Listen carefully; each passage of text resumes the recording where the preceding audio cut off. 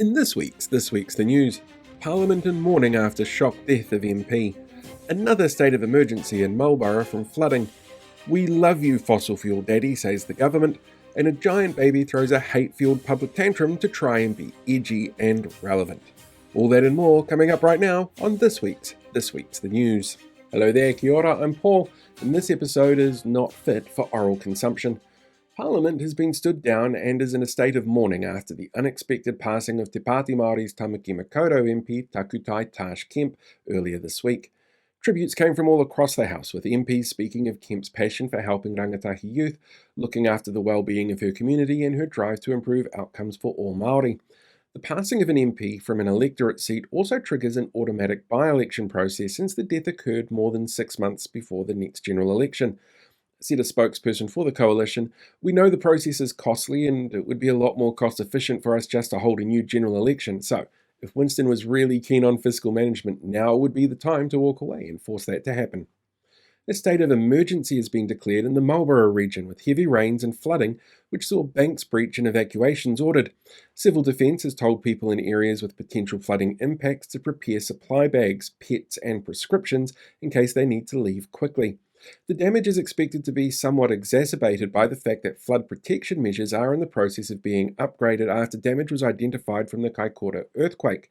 Said New Zealand First MP Shane Jones, seen here wearing the irony of being pro-fossil fuel during a storm exacerbated by climate change after the coalition took $1 billion from emergency disaster relief funding to pay for landlord tax cuts.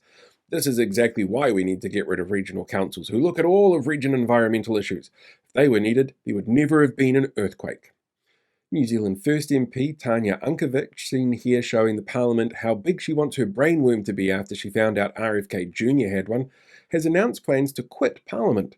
The List MP, who claims that she doesn't have links to freedom community groups that submitted anti-trans bathroom bills and spoke at the anti-trans inflection point event, pushed for the Voices for Freedom-backed second COVID inquiry as a regular guest on Reality Check Radio, claimed that millions of New Zealanders injured by mRNA vaccines were forgotten despite them not existing, and has recently returned to Telegram where she was allegedly a member of the Nuremberg 2.0 page before she was elected in 2023, has apparently quit politics to continue selling her self-help books and doing speaking engagements. There has been no comment yet as to whether trans and non-binary people would be allowed to attend her speaking engagements, and tinfoil hats are on a BYO basis only.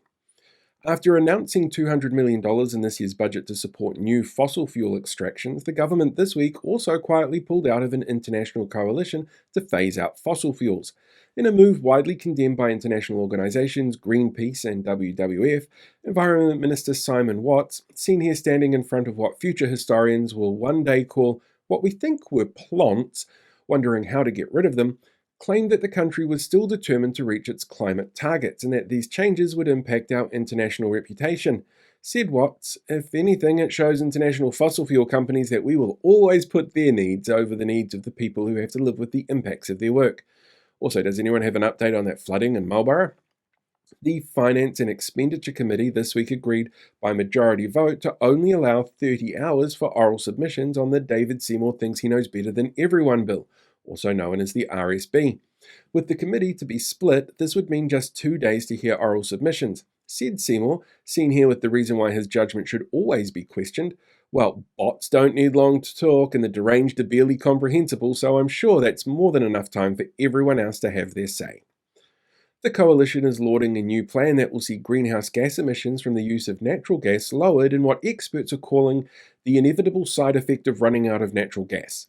Environment Minister Simon Watts, seen here wondering how much prettier the harbour would look with a light coating of oil shimmering off its surface, fronted up to a scrutiny panel this week and admitted that natural gas supplies were running out faster than expected, and that one benefit of this was the inevitable reduction of carbon dioxide emissions. Said Watts, "We're a group of wealthy white folks with a lot of unearned power. Of course we expected to fail upwards on this."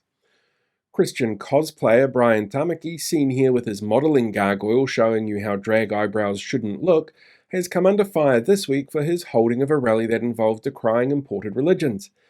Unlike his Christianity that was clearly started here, as well as flag burnings, effigy burnings, and goose-step marching shitly youth that led to several reports of race-based harassments around the Auckland CBD from his indoctrinated followers. Police Minister Mark Mitchell called the event not Kiwi and not Christian, following up with, "But hate speech laws and stripping Destiny of its charitable status, that's just a step too far." Winston Peters, seen here showing you the proper beer jug holding technique, who decried the use of the C word in Parliament as a dropping in standards, was this week forced to apologise to Te Pāti Māori MP Takuta Ferris for calling him a dickhead.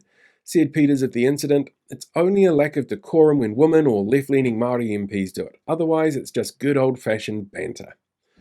Parliament has unanimously agreed to law changes which close several loopholes around sexual assault, including the removal of questioning children under 12 about consent and allowing victims of an offence to have final say on name suppression of offenders.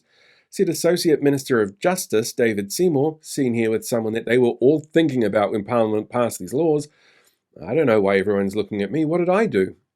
In blatant self-promotion news, this week disinformation advocacy group Voices for Freedom held a planning conference on how to ensure candidates with Voices for Freedom affiliations, like Auckland Councillor Ken Turner, Dunedin Councillor Lee Vandervee, and Rotorua Lakes District Councillor Robert Lee, could run campaigns in this year's local body elections with the imminent launch of their Council Watch platform. Council Watch gets a mention in the upcoming documentary Fabricated Consent, releasing Monday night here on the Paul the Other One YouTube channel, after claiming that they weren't hard right groups. Said the director of the documentary, "Me, most people are aware that these groups are really bad at pretending to not be horrible. It was nice to see it confirmed after chatting to one of the Māori that they call them maggot while claiming that they're not racist. Experts suggest you avoid voting for anyone pushing Council Watch propaganda in this year's local body elections. Doing so may lead to headaches, nausea, and erectile dysfunction." And finally, residents of Wakefield are being invited to have their say on the future of one of only two known statues of former US President Richard Tricky Dicky Nixon as Tasman District Council start consultation on future development of the site it sits on.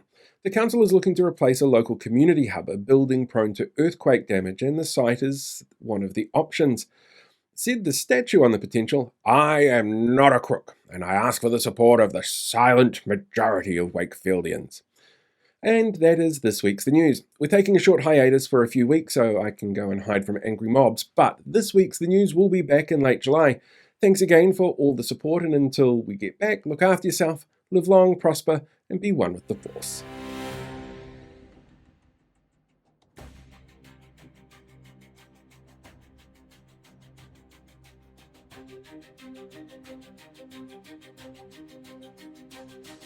Hey, thanks for checking out today's video. Make sure you like, share, subscribe so you get more updates as we go along.